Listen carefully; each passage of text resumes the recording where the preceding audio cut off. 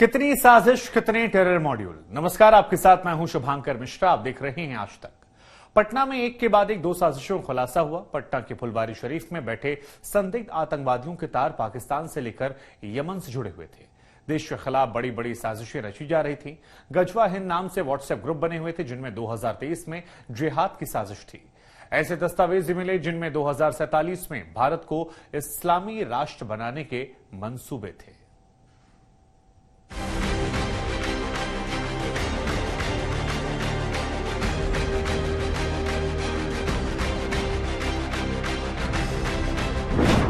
दो दिन में देश के खिलाफ दो साजिश बेनकाब। 2047 तक भारत को इस्लामी राष्ट्र बनाना चाहते थे। 2023 तक डायरेक्ट जिहाद के खतरनाक मंसूबे। भारत और प्रधानमंत्री मोदी निशाने पर। कितनी साजिशें रचेंगे पीएफआई और एसडीपीआई। ये सबूतों का जखीरा है, ये दस्तावेजों का पुलिंदा है, ये कागज नहीं, देश में आग लगाने के मंसूबे का प्लान है। पटना के फुलवारी शरीफ में 2 दिन में 2 साजिशों का खुलासा हुआ है। हर साजिश का सिरा जाकर पीएफआई और एसडीपीआई से जुड़ रहा है। हर साजिश खतरनाक मंसूबों वाली है। पहले ताजा मामले के बारे में आपको बताते हैं।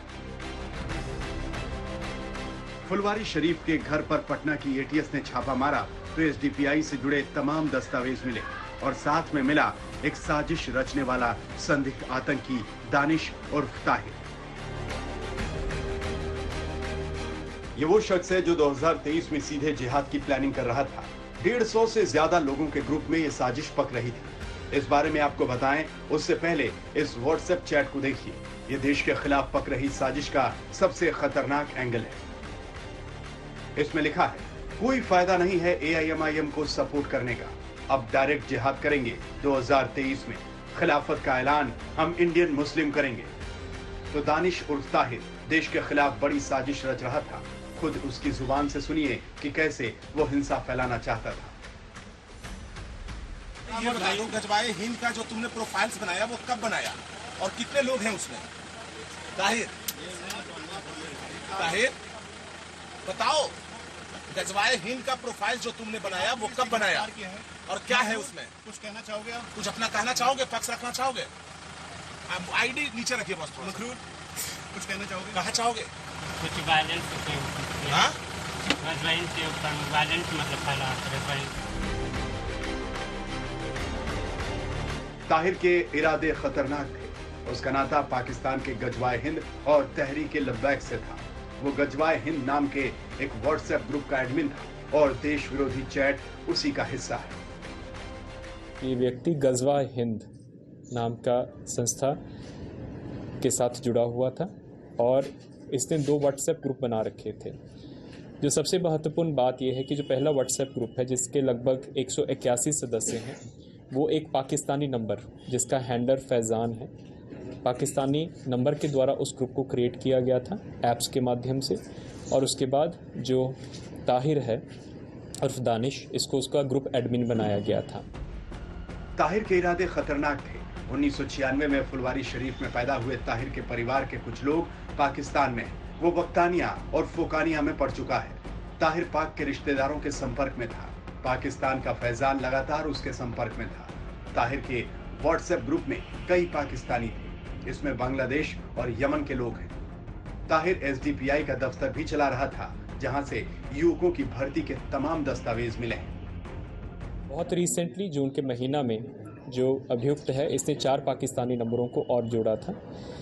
इस ग्रुप में जो भारत के विरुद्ध देश विरोधी बातें, वीडियोस को पोस्ट करना, कश्मीर में चल रहे आतंकवाद के समर्थन में वीडियोस को पोस्ट करना, ये सब बातों का और विचारों का आदान प्रदान होता था और अधिक से अधिक लोगों को जोड़ने के लिए, प्रोत्साहित करने के लिए ये लोग काम कर रहे थे।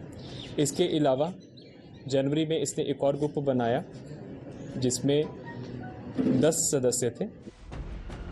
पटना में ही 24 घंटे पहले बेनकाब हुई खतरनाक साजिश के बारे में आपको बताते हैं, जिसके तार भी पीएफआई और एसडीपीआई से जुड़े हैं। फुलवारी शरीफ में पकड़े गए इन संदिग्ध आतंकवादियों जलालुद्दीन और अतहर परवेज के इरादे भी देश विरोधी और खतरनाक थे। इस दस्तावेज पर नजर दौड़ाइए। ये सीधे 2047 में भारत को इस्लामी देश बनाने की बात करता है। इन दोनों आतंकवादियों के निशाने पर पीएम मोदी थे। दोनों ने 12 जुलाई को पीएम के दौरे के दौरान गड़बड़ी फैलाने की साजिश रची थी, लेकिन 11 जुलाई को ये पुलिस के हत्थे चढ़ गए। इसमें से एक झारखंड पुलिस का retired sub inspector Mohammad Jalaluddin है, तो दूसरा अतहर परवेज, जो 2013 में पटना में हुए बम धमाके के आरोपी का सगा भाई है। 2013 में भी होमकार रैली में आए नरेंद्र मोदी को ही निशाना बनाया गया था। और अतहर परवेज, जिसके बारे में अभी तक जो सूचना प्राप्त हुई है, वो सिमी के पूर्व सदस्य रहे हैं। 2001-2 में जब सिमी बैन हुआ था, तो बिहार में जो ब्लास्ट हुए थे, उसमें इनके छोटे भाई मंजर परवेज जेल गए थे।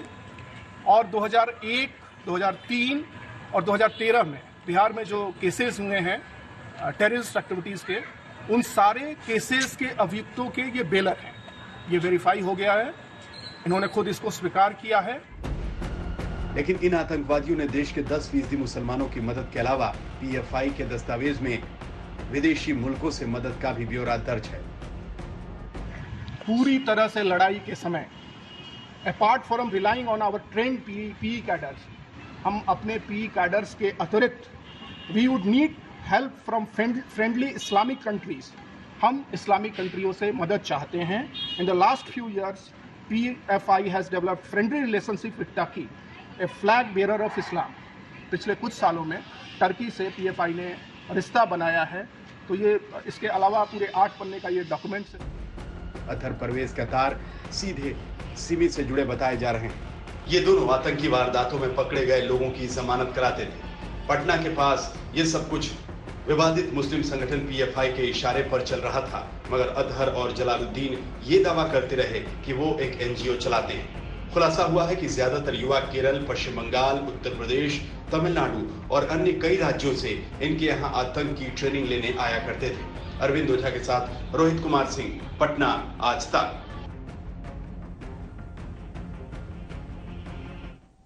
अब सवाल बड़ा यह है कि पटना में ही क्यों PFI ने अपना जाल फैलाया था और युवाओं की भर्ती की जा रही थी। इसका जवाब है इस जहरीले संगठन का साउथ प्लान। बिहार के मिथिलांचल से लेकर सीमांचल तक के इलाकों में नफरत फैलाना इनका मकसद था। हम आपको दिखाते हैं आज तक की ये एक्सक्लूसिव रिपोर्ट।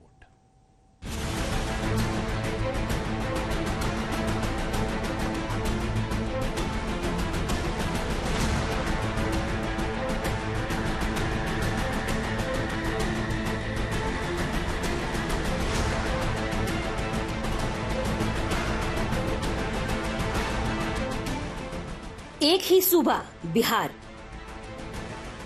एक ही जगह फुलवारी शरीफ, एक ही मॉड्यूल टेरर। ये संयोग नहीं है कि पटना के फुलवारी शरीफ में एक के बाद एक 2 बड़े मामलों का खुलासा होता है।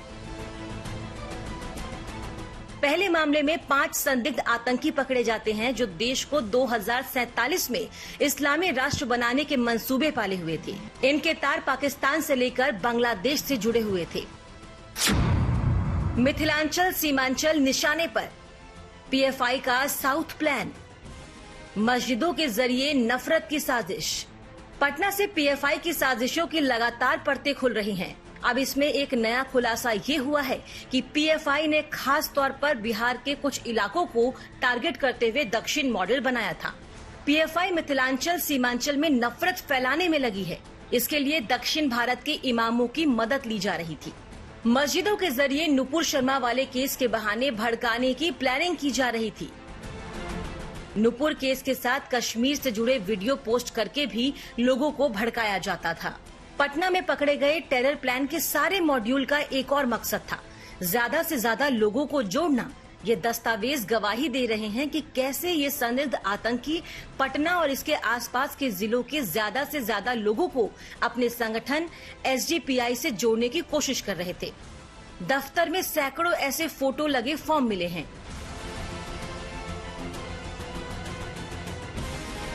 खुद संदिग्ध आतंकी दानिश उर्फ ताहिर मान रहा है कि हिंसा फैलाना ही उनका मकसद था।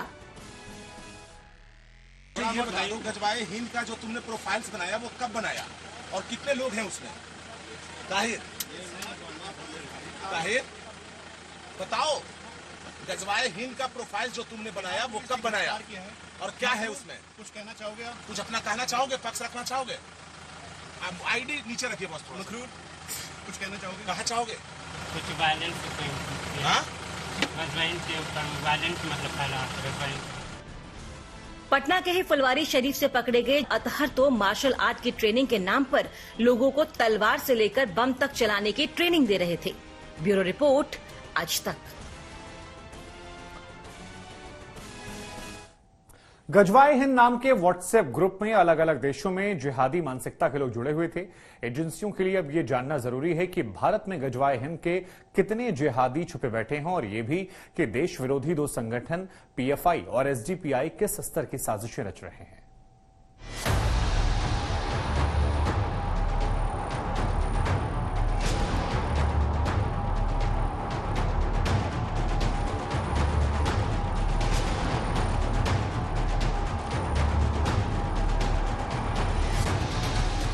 देश के खिलाफ साजिशों की एक के बाद एक परतें खुल रही हैं। गजवाए हिंद का प्रोफाइल जो तुमने बनाया वो कब बनाया और क्या है उसमें? कुछ वायलेंस हाँ? गजवाइन के ऊपर वायलेंस मतलब फैला गजवाइन। पटना से 2 मामलों में पकड़े गए 6 संदिग्ध आतंकियों के तार पाकिस्तान से लेकर यमन तक से जुड़े थे। पाकिस्तान के नंबरों से व्हाट्सएप ग्रुप बनते हैं और उनसे पटना में बैठे लोग जुड़े होते हैं और इन सबके बीच जो ग्रुप बनता है उसका नाम रखा जाता है गजवाए हिंद। तो ये बताइए, गजवाए हिंद का जो तुमने प्रोफाइल्स बनाया वो कब बनाया और कितने लोग हैं उसमें? ताहिर बताओ, गजवाए हिंद का प्रोफाइल जो तुमने बनाया वो कब बनाया और क्या है उसमें? कुछ कहना चाहोगे आप? कुछ अपना कहना चाहोगे? पक्ष रखना चाहोगे? आप आईडी नीचे रखिए बस थोड़ा। मखरूर, कुछ कहना चाहोगे? कहा चाहोगे? कुछ वायलेंस हाँ? गजवाइन के ऊपर वायलेंस मतलब फैला गजवाइन। आखिर क्या है गजवाए हिंद और देश के दुश्मनों ने ये नाम ही क्यों रखा?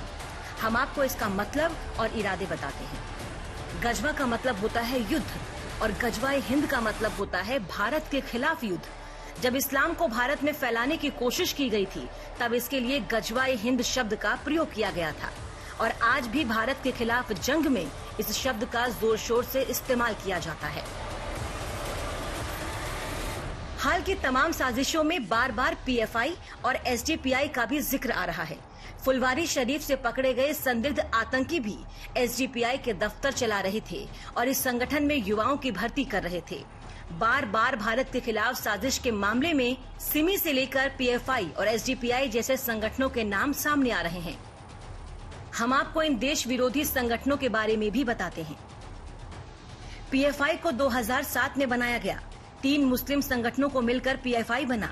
ये तीनों संगठन दक्षिण भारत के थे। सिमी पर बैन के बाद ये संगठन बना था। पीएफआई अपने सदस्यों का रिकॉर्ड नहीं रखता। इसके सदस्यों को पकड़ना मुश्किल हो जाता है। 2009 में पीएफआई से ही एसडीपीआई बना। इसको पीएफआई राजनीतिक विंग माना जाता है। अब इन जहरीले संगठनों को लेकर सियासत भी हो रही है और सरकार को इसको हल्के में नहीं लेना चाहिए, इसकी पूरी जांच करानी चाहिए, क्योंकि जिस तरह से पिछले 8 सालों में देश का सोशल फैब्रिक पे डेंट पड़ा है, तो कौन कौन लोग हैं जो लोगों का ब्रेन वॉश कर रहे हैं। उनको बताना पड़ेगा कि लाल कॉरिडोर का सपना कौन देख रहा, चाइना के लिए भारत के अंदर गाने कौन गा रहा, कौन दंतावाड़ा में 250 सीआरपी के जवानों को लैंड माइंस लगाकर मारा जा रहा है, हमले किए जा रहे हैं, तिरंगे को जलाया जा रहा है। ऐसे लोग जिनके हाथ पांव दलदल में, देश विरोधी दलदल में, राष्ट्र को तोड़ने की दलदल में फंसे हैं। इतना तो साफ है कि इन देश विरोधी संगठनों के काले कारनामे अब ज्यादा तेजी से सामने आ रहे हैं। ब्यूरो रिपोर्ट, आज तक।